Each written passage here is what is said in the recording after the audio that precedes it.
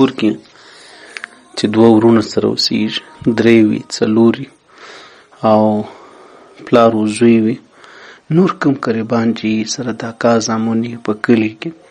د دې یو مثال زه تاسو ته ایږدم چې هر انسان هغه پوره نه دی، بلکې انسان عاجز دی.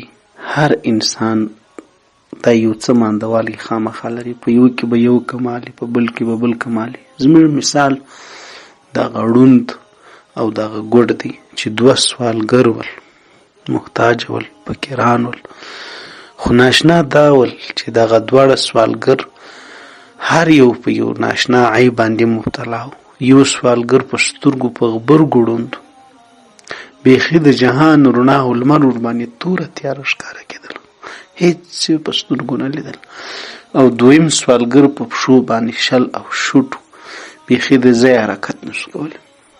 د تعجب دا وله چې دا کمبختان په خپل اپس کې سره رقیبان هم ول، سره دشمنان هم ول، یو له بله نفرت هم سره کېدی، یو له بله بد سره کېدل. یو په غبرګو ړوند دی خو تلی سي، لیکن بل بیا په غبرګو باندې شوټ دی، د ځایه ښورېدی نسي، ویني.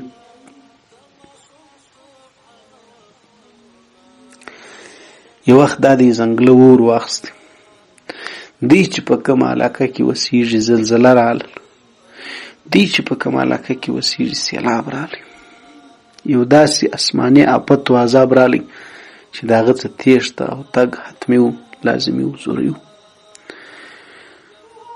اوس دی سوچ وکړي یو هم د هغه بل سوالګر نه بغیره هېڅ هم نسي کولی، او دی سوالګر ول د دې څه بیا د نورو خلکو نفرت ولو، هېڅ چا د دې کومک و مرسته نه کول. خلک په دې خوشحاله و چې ښه دی، که عذاب دی، که توپان دی، که ځنګله اور اخیستی دی، که زلزله دی، چې دی خو پکې خمیر ځي. اخر ته یو سوالګر دا بل لره غږ راوکړي، باره ورته وایي چې زما او ستا هغه تېره دښمني، هغه رقابت، هغه خوابدي، هغه نفرت، یو له بله څه لرېوالی، هغه ترک وه. اوس ما او ستا یو بل ته ضرورت دی، که ما او تا یو د بل کومک نه وکړو نو دواړه شاته پاته کېږو او دواړه په دې عذاب کې مبتلا کېږو او دواړه غرق کېږو.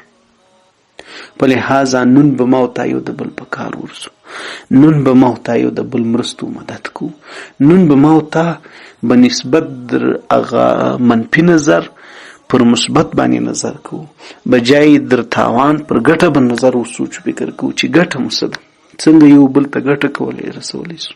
هغه بل ورته ویل بیخي ښه ده، دا خو ته ډېره ښه خبره کوې، راځه نه ما او تا سره یاري او دوستي ورګلوي، تیر پر تیر، ير پر ير اوس نه وي.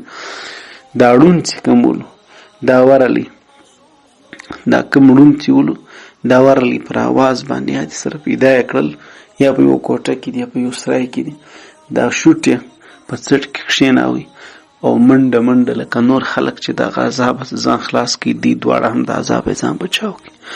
نن که ورونه اوسېږي په کور کې، نن که سره کلي خلک، نن که سره قریبانې، که دوه شریکانې، که همدارنګه پلار و زوی، که مثال خاوند و ښځی، که هر څوک وي، به نسبت بجای د دې چې موږ یو د بل و نقصان ته پام وکړو، نفرت وکړو، بغض وکړو، پښې زله وکاږو دیواله ته، جنګ و جګړې سره وکړو، خوابدي سره وکړو، موږ باید دې ته وګورو چې زه تا ته محتاج یم، ته ما ته محتاج یې. انسان خامخا یو به یو عیب لري، کمزوري به خامخا موږ ټول ناجوړ یو، په هر انسان کې بیلې بیلې کمزوري دي. که چیرې انسان په پوره او کامل انسان پسې ګوري نو کېدی سي یوازې په دې ټوله دنیا کې پاته سي، بیخي نه یار پیدا کړي، نه ورور پیدا کړي، نه ملګری پیدا کړي.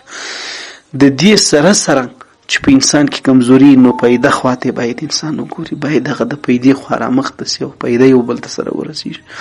نو بیا به لکه هغه ړوند او هغه شوټ چې د عذاب هم خلاص ول او یو بل ته پیدا هم ورسېدله، دغه رنګه بیا ورونه سره چلېدی سي، کورنۍ سره چلېدی سي، شریکان سره چلېدلی سي، چې بجای یو د بل پر پیدې باندې سوچ فکر وکړو، بجای یو د بل هغه عیب باندې سترګې پټې کړو، هغه ضرورت ته وګورو، هغه قرابت ته وګورو، هغه پلاروالی و زویوالی ته وګورو، هغه ژندېوالی د ورورګلوي ته وګورو، هغه همسایهتوب ته وګورو، هغه کلیوالۍ ته وګورو.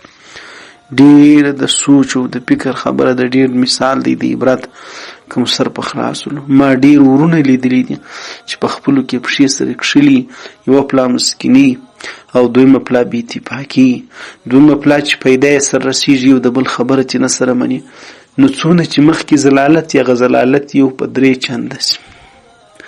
ما ډکې کاسې لیدلی دي چې پر خلکو د بې اتفاقۍ د وجې تشې سوي دي، د سر ناخلاصۍ د وجې پر وچې سوي دي.